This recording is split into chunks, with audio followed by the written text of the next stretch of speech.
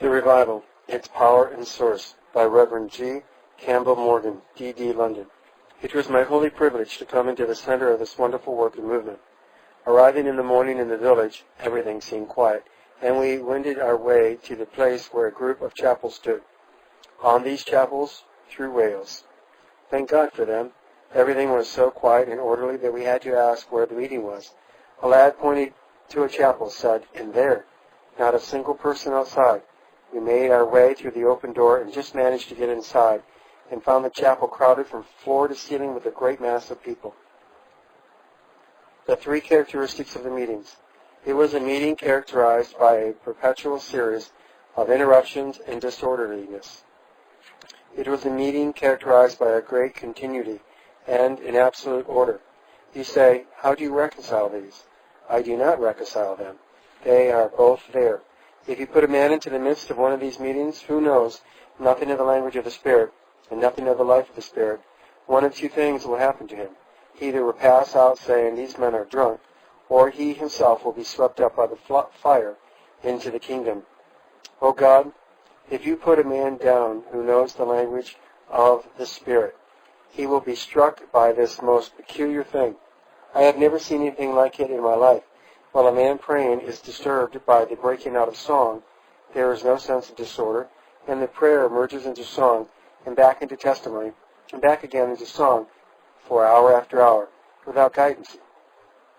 There are three occupations: singing, prayer, testimony.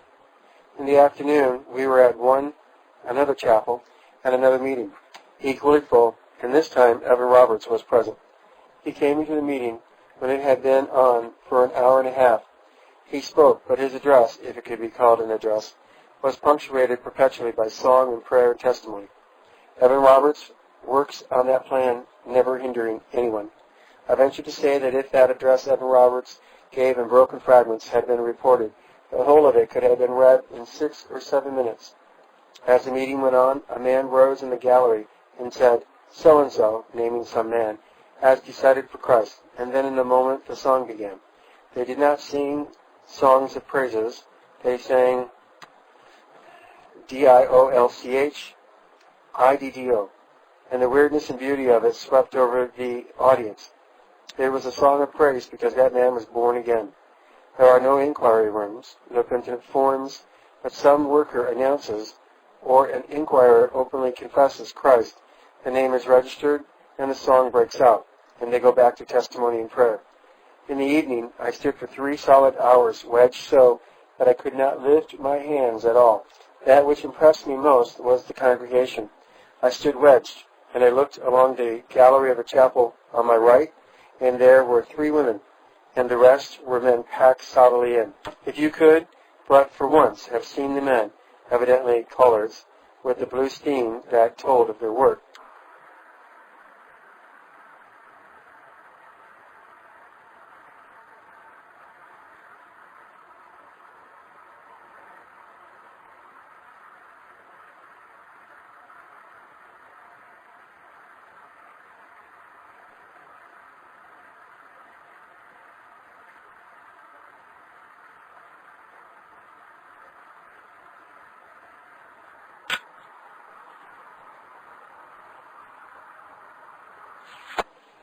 With the blue steam that told of their work.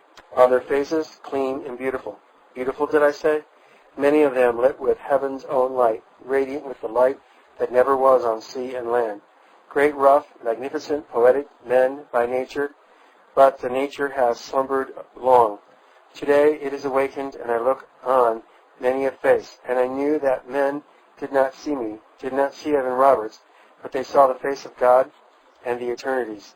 I left that evening after having been in the meeting 3 hours at 10:30, and it swept on, packed as it was, until an early hour next morning, song and prayer and testimony and conversion and confession of sin by leading church members publicly, and the putting of it away, and all the while no human leader, no one indicating the next thing to do, no one checking the spontaneous movement.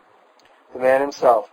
Evan Roberts is hardly more than a boy, simple and natural, no orator, with nothing of the mindfulness that characterized such men as Wesley and Whitefield and Dwight Layman Moody, no leader of men. One of the most brilliant writers in one of our papers said of Evan Roberts, in a tone of sorrow, that he lacked the qualities of leadership. And the writer said, if but some prophet did now arise, he could sweep everything before him. God has not chosen that a prophet shall arise. It is quite true. Evan Roberts is no orator, no leader. What is he? I mean now with regard to this great movement. He is the mouthpiece of the fact that there is no human guidance as to man or organization. The burden of what he says to the people is this: it is not man. Do not wait for me. Depend on God. Obey the Spirit. But whenever moved to do so, he speaks under the guidance of the Spirit. His work is not that of appealing to men so much as that of creating an atmosphere by calling men to follow the guidance of the Spirit in whatever the Spirit shall say to them. God has set his hand upon the lad, beautiful in simplicity, ordained in his devotion, lacking all the qualities that we have looked for in preachers and prophets and leaders. He has put him in the forefront of this movement that the world may see that he does choose the things that are not to bring to naught the things that are, the weak things of the world to confound the things that are mighty. A man who lacks all the essential qualities which we say make for greatness, in order that through him in simplicity and power he may move to victory.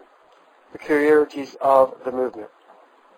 There is no preaching, no order, no hymn books, no choirs, no organs, no collections, and finally, no advertising. I'm not saying that these things are wrong. I simply want you to see what God is doing. There were the organs, but silent, the ministers, but among the rest of the people, rejoicing and prophesying with the rest, and only there was no preaching. Everybody is preaching. No order, and yet it moves from day to day, week to week, county to county, with matchless precision, with the order of an attacking force. Mr. Stead was asked if he thought the revival would spread to London. He said, it depends upon whether you can sing. He was not so wide of the mark. When these Welshmen sing, they sing the words like men who believe them. They abandon themselves to their singing. We sing as though we thought it would not be respectable to be heard by the man next to us. No choir, did I say? It was all choir. In hymns, I stood and listened to, in wonder and amazement, as the congregation on that night sang hymn after hymn, long hymns, sung through without hymn books. The Sunday school is having its harvest now. The family altar is having its harvest now. The teaching of hymns in the Bible among those Welsh hills and valleys is having its harvest now. No advertising. The whole thing advertises itself. You will tell me the press is advertising it. They did not begin advertising until the thing caught fire and spread. One of the most remarkable things is the attitude of the Welsh press. I come across infinite incidents of men converted by reading the story of the revival in the Western Mail and the South Wales Daily News. The origin of the movement. In the name of God, let us all cease trying to find it. At least, let us cease trying to trace it to any one man or convention. You cannot trace it, and yet I will trace it tonight. Whence has it come? All over Wales. I'm giving you roughly the result of the questioning of 50 or more persons at random in a week. A praying remnant have been agonizing before God about the state of the beloved land, and it is through that the answer of fire has come. You tell me that the revival originates with Roberts. I tell you that Roberts is a product of the revival. You tell me that it began in the Endeavour meeting, where a dear girl bore her testimony.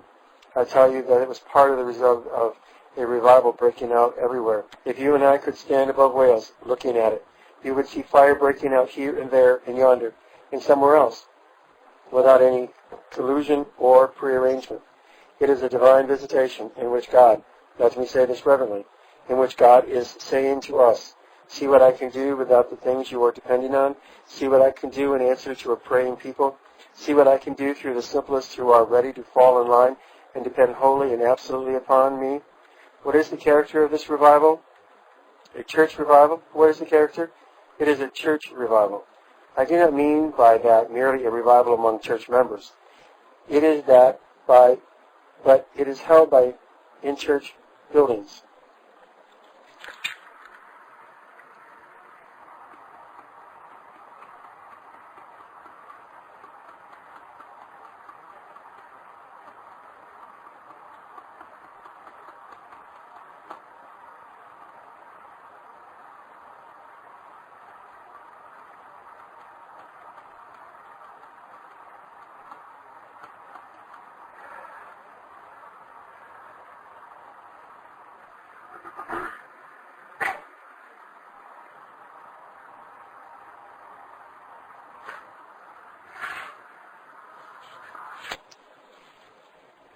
A church revival. What is the character of this revival? It is a church revival. I do not mean by that merely a revival among church members. It is that, but it is held in church buildings. I have been saying for a long time that the revival which is to be permanent in the life of a nation must be associated with the life of the churches. What I am looking for is that there shall come a revival breaking out in all our regular church life. The meetings are held in the chapels all up and down the valleys, and it began among church members. When it touches the outside man, it makes him into a church member at once.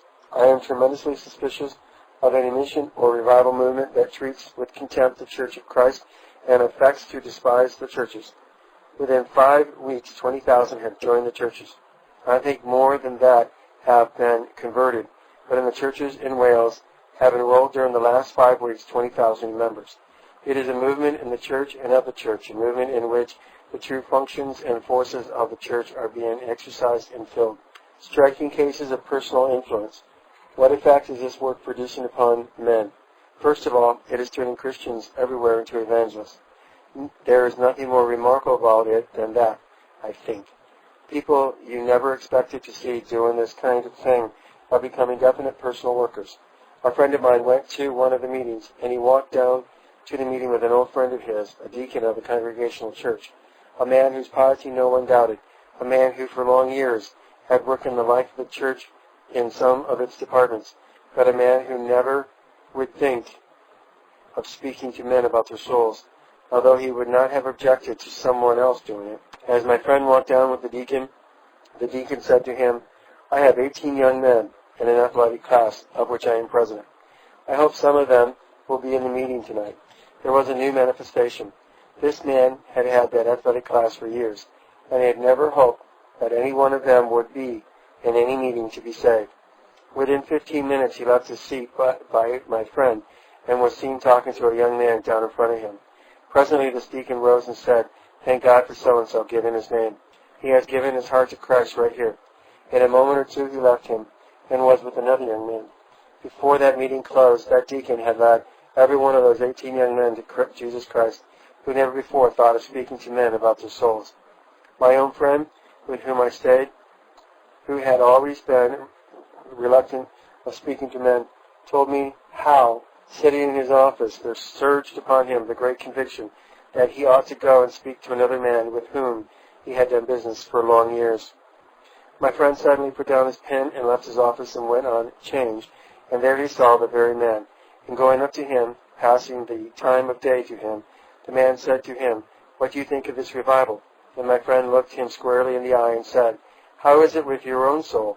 The man looked back at him and said, "Last night at 12, for some unknown reason, I had to get out of bed and give myself to Jesus Christ, and I was hungering for someone to come and talk to me." Here is a man turned into an evangelist by supernatural means.